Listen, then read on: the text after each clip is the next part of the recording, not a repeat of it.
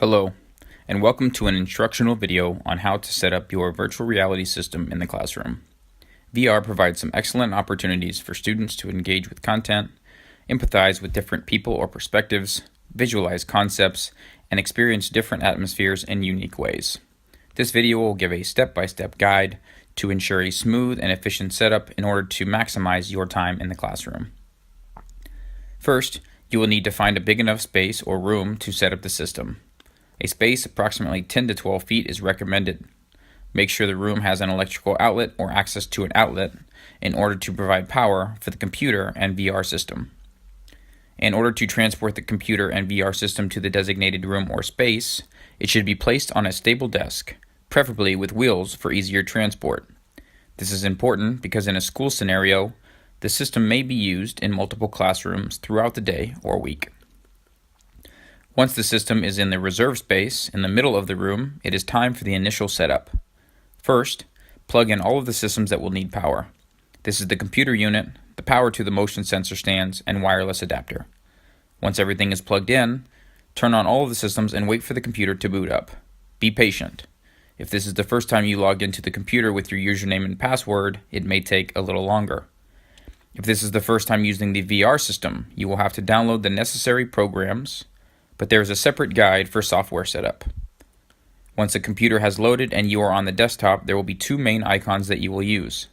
The first is TP-Cast. This is important to have started and running before starting the VR system's program.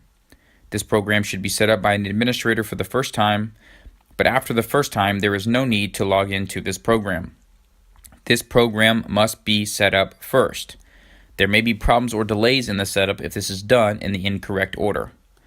After the program starts, sign in with your username and password. If you do not have a username and password, go through the new user process and pick a name that you will remember. This will be your login information for the future. Once signed in, the wireless access box will turn green, and this means you are connected. The program will show that you are successfully connected to all of the VR parts. There will be four icons that show the color green: the headset, the motion sensor stands, and the two handheld controllers.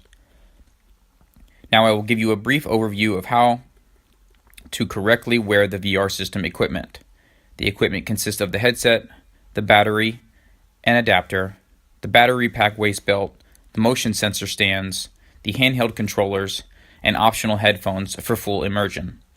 You start by inserting the battery into the charger. Then you insert the battery pack into the belt and secure the elastic band. Then, with the help of a classmate, clasp the belt around your waist, making sure it is tight enough. Now the headset. Start by inserting the headphones into the sound jack. Then put the system on your head and adjust the head traps until it feels comfortable. Once the goggles are on, have another classmate help with putting the headphones on your head. Next, with the help of a classmate, securely fasten the two handheld controllers to your wrist and grip firmly. You are now ready to position yourself in the middle of the room and wait for instructions from your administrator. After your wireless connection program is set up, started, and all icons are green, we will move on to the VR systems program called Steam. This program icon should be also saved on the desktop for convenience. The login process will be the same as the program before. If you are a new user, make sure to follow the correct process for sign-in. If you are having trouble, this process is outlined more in detail in our virtual reality software guide. The Steam program is a platform that holds all of the downloaded VR content. There are many different programs ranging from first-person shooter games to mountain exploration to immersion into foreign school systems that you can download as a user. The example we are showing you today is a VR student exploring the mountainside. In this example, you can see the user moving around, using the hand controls to move, and even shows an example of the user petting a dog. It is important to know that you should not move your feet or your body around too much, because you will run out of space. There should always be a person supervising the user to make sure they do not run into anything or get dizzy and fall down. Once the student is finished with the program, they should stand still and wait for the supervisor to help remove the headset. As each piece of equipment is removed, you should be careful to place it in a location that is safe. Each system comes with a foam-lined box. This is recommended for storage when the system is not in use. Once you are finished with the VR system for the day, you should take proper care in storing the equipment safely. All pieces of equipment should be put back in the box, all systems shut down, and the entire system should be stored in a safe, locked room to hinder theft or losing any pieces. It is also a good idea to keep a log of when the system was checked out and checked back in. This way you are not responsible for the system if anything is missing. Make sure that you sign the sheet and have an administrator or technology director also sign. This way, you are not held responsible. Thank you for listening to the instructional video on our VR system. Have fun with this program, and if there are any questions, please contact us. Thank you for listening.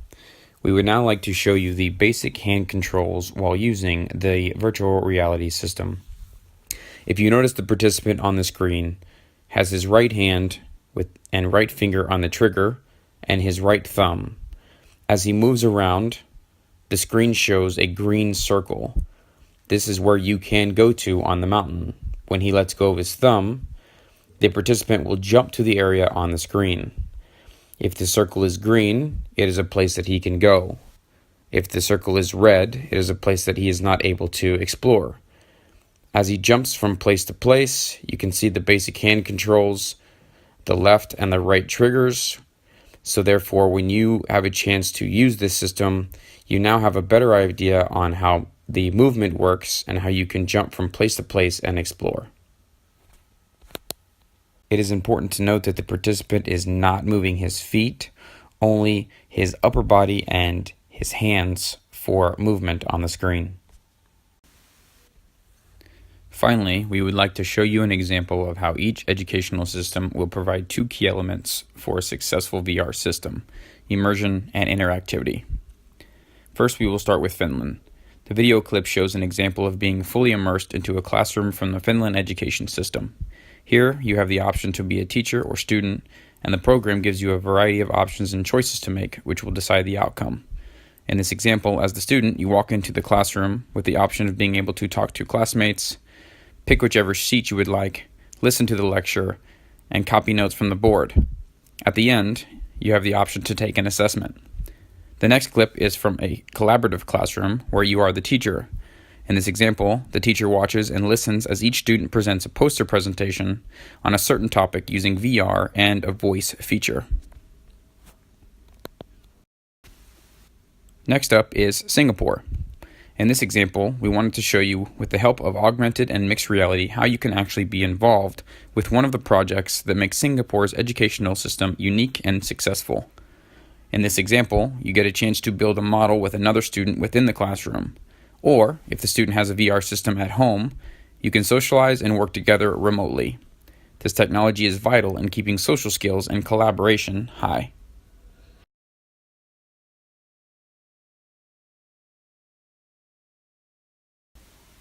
The last system is the Canadian educational system of content-specific courses or programs. In this example, we show how students interested in becoming architects can be immersed into an architectural program. This program lets future architects learn how to build, create, and design specific building structures to get a grasp on some things to expect in their future career. Another example is if a student wants to become a chef. This video is an example of a chef at a culinary school learning the kitchen, the different ingredients, and how to prepare a meal. As you can see, there is a place for virtual reality in the educational system. Again, thank you for watching our presentation, and feel free to try out the system at the conclusion of the class.